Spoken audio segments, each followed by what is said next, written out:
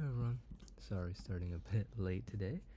Not fully even set up, but we're getting there. Ooh, okay, those look like coordinates, so I will parse them as coordinates.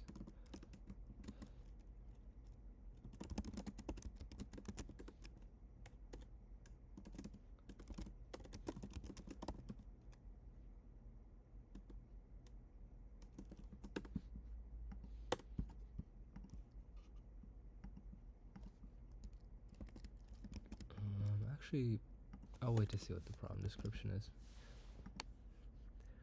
We are inside a computer. The algorithm is pushing bytes down on top of us. Every nanosecond, a byte will fall into your memory space. Your memory space is a 2D grid. Ranges from 0 to 70. Okay, cool. So we're back to 2D grid problems. That seems to be a theme this year. It's like every other problem is a 2D grid problem.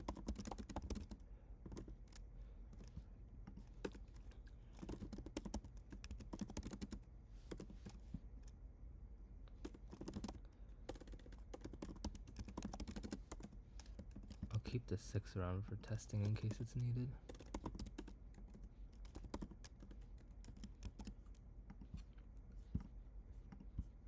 But I do think it can function as coordinates. So we are currently in the top left and need to reach the bottom right. As bytes fall, they will be corrupted.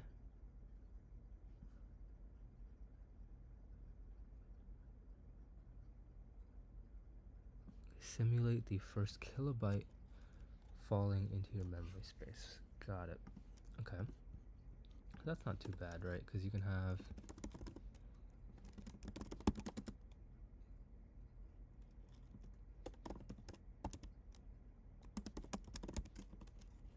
I suspect part 2 is going to be real time in this case.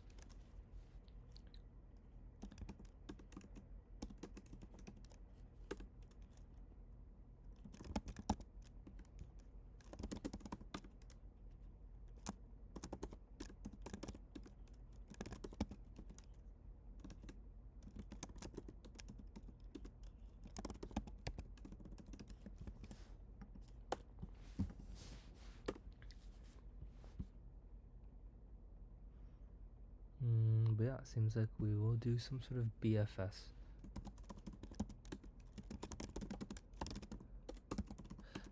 Usually I do 0, 0 as a default, but in this case we actually want to be at 0, 0. And then we want to go to 69, 69, I guess.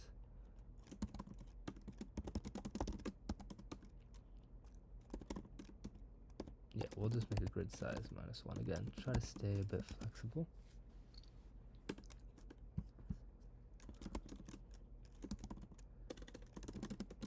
And then I can't use a for each loop here because it explicitly says the first kilobyte falling.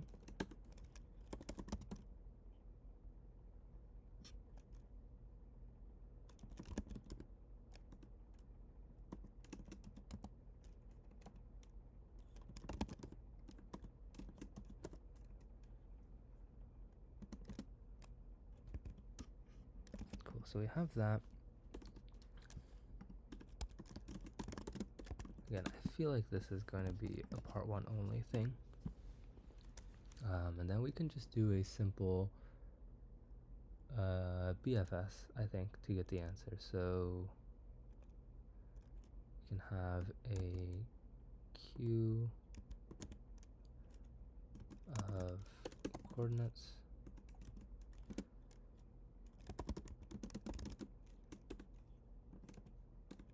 And then while not queue dot is empty. Oh wait, first we should add the actual starting point in.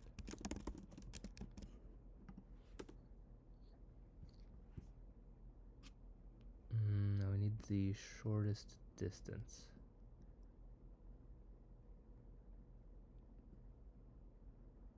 Huh, Okay, does the coordinate class come with some sort of weight? I think it does. 1 second. Yeah, there's a weight function that I could use.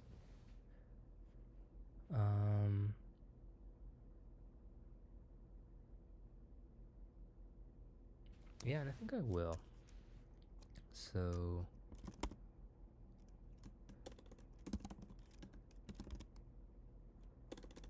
actually, in this case, I want to do the entire list at once, maybe? Yeah, we're just going to switch to a list. I don't think it makes too much of a difference, to be honest with you.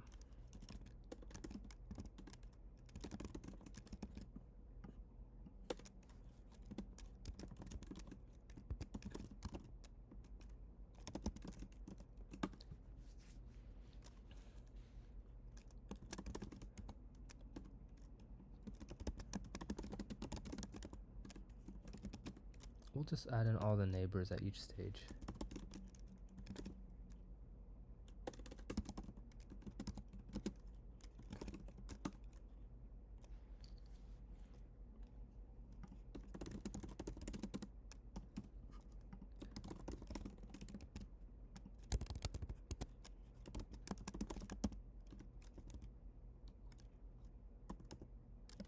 Oh, we don't have utils imported.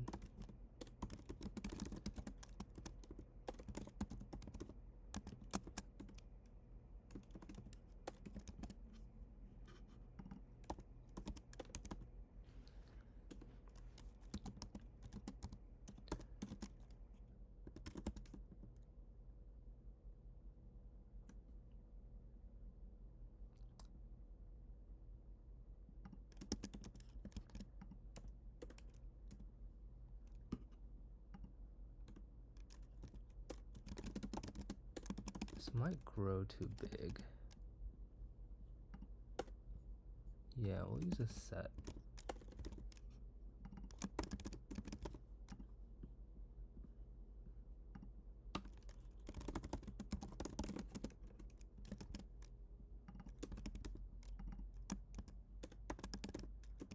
I don't think I've ever uttered the word "we'll use a set" instead of a list more than any other phrase in my life.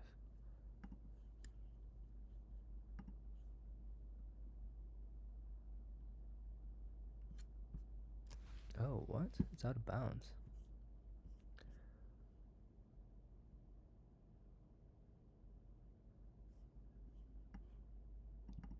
Wait, what? There's a 70 in here? Oh, there is.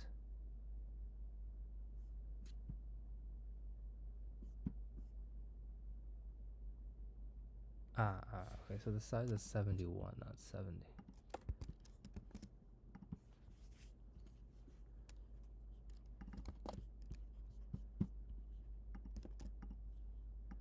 Interesting.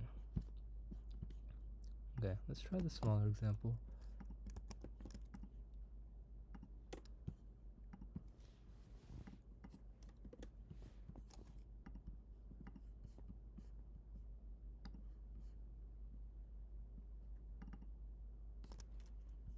How many instructions are here? 25.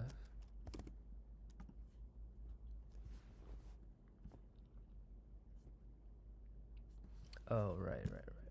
I obviously can't just do get neighbors.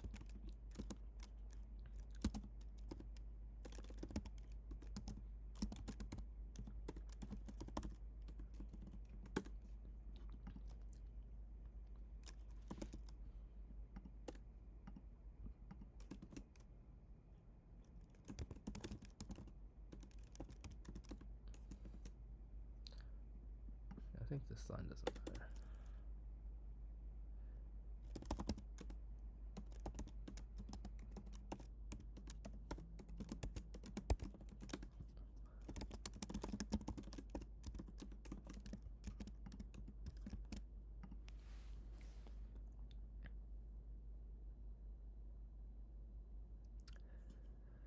Okay, that is not a good sign. Let's do a quick print of the grid. also print out the list.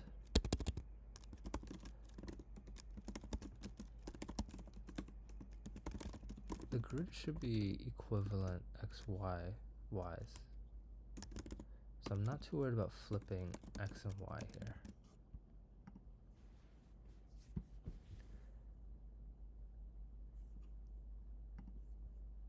Okay, wait, let's remove you for now.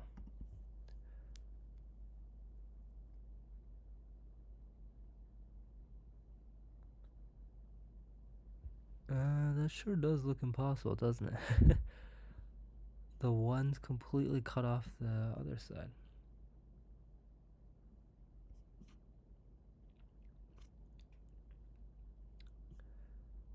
Huh.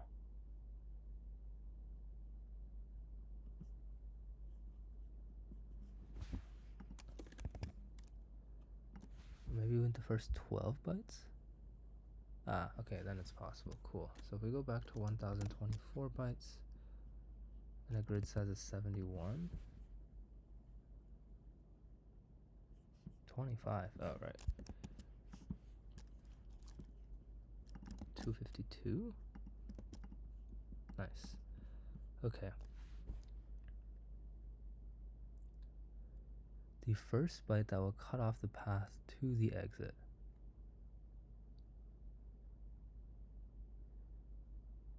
Oh, I see. I thought it was going to be real time, but I guess not.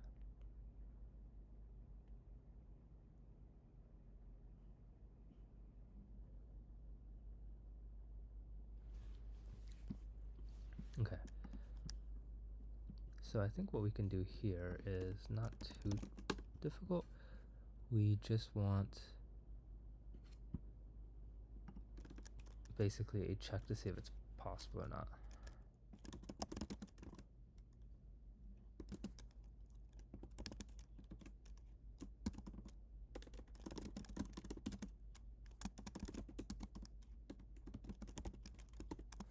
This is quite a nice change of pace from the past few days, for sure.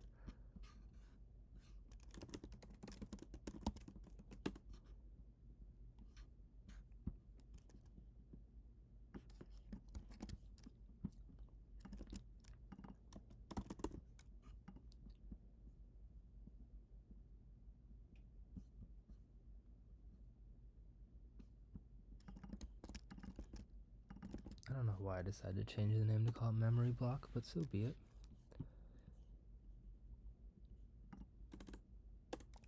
So basically this will be a return BFS 1024.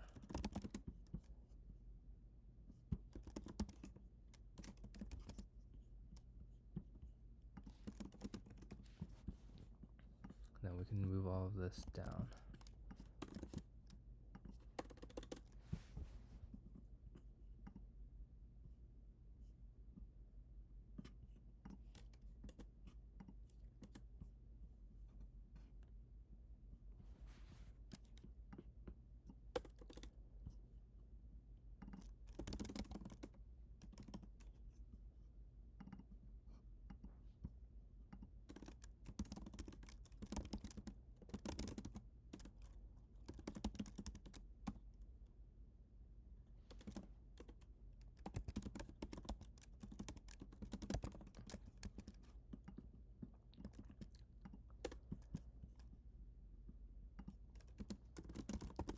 This grid is 71 by 71, so it can't be over like, I mean the answer physically cannot be over, what, 3,400 something?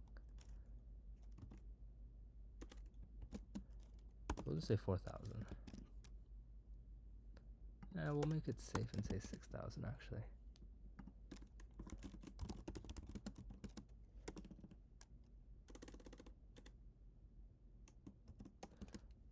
And then if it's more than like 5,500, we'll return -1.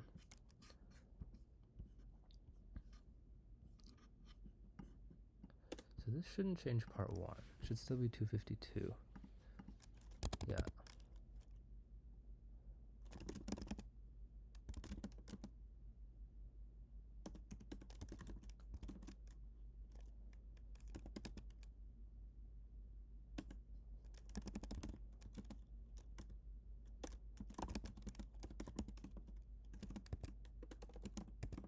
So while it's impossible, we add to answer. Oh, we already have an answer variable. Time, I guess. It means we figured out what time. Sorry. While it's not impossible, we keep going, and once it's impossible, we want to return. What do we want to return? Like lines.get time.x plus comma plus lines.get time.y, something like that.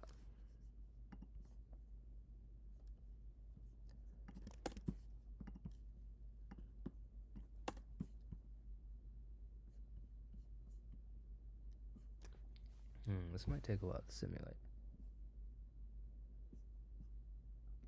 Oh, actually, I never. Oh no, I do add the counter. Oops.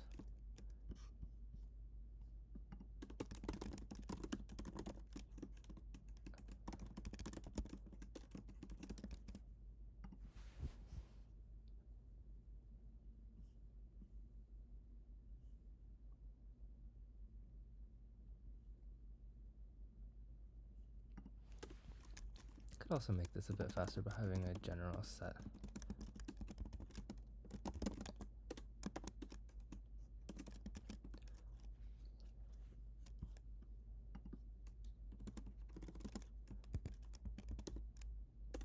What I call it, all scene.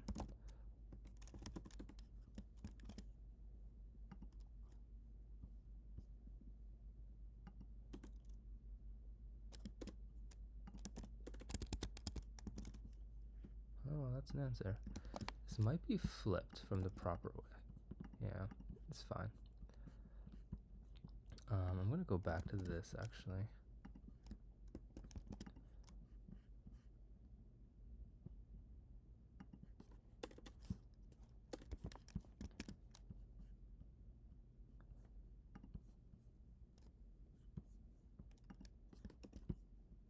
And I don't need the all scene thing for this.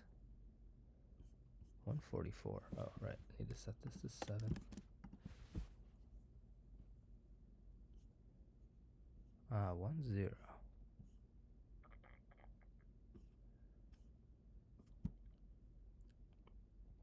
10. That's weird. Where even is 10?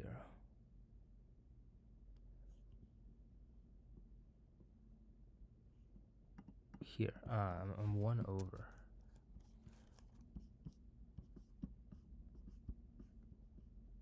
But the direction should be correct, actually. Okay, cool.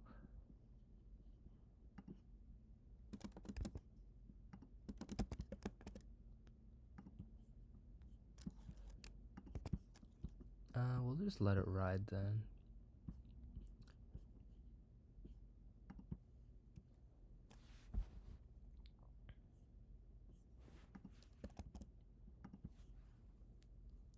It'll be slow, but it should eventually get the answer. In the meantime, I will keep doing this all scene thing.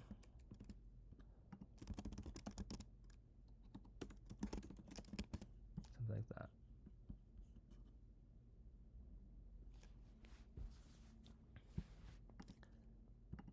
Oh, if I only remember what I put in, otherwise I could just find what 1 before it was. Was it like 2934 or something? So I could try to put in this.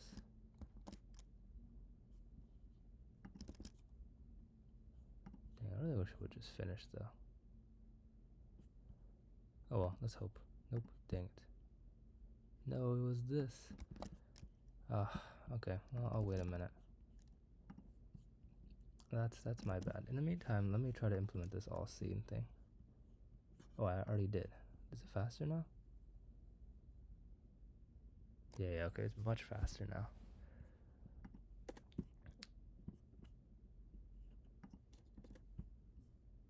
Yeah, what I should probably do is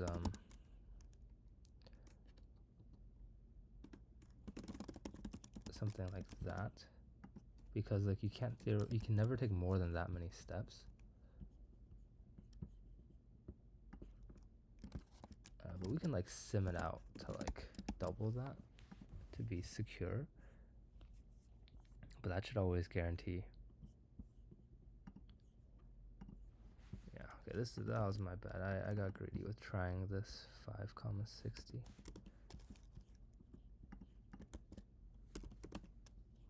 Oh, it's 34.49. Nice. Well, very nice and easy day today.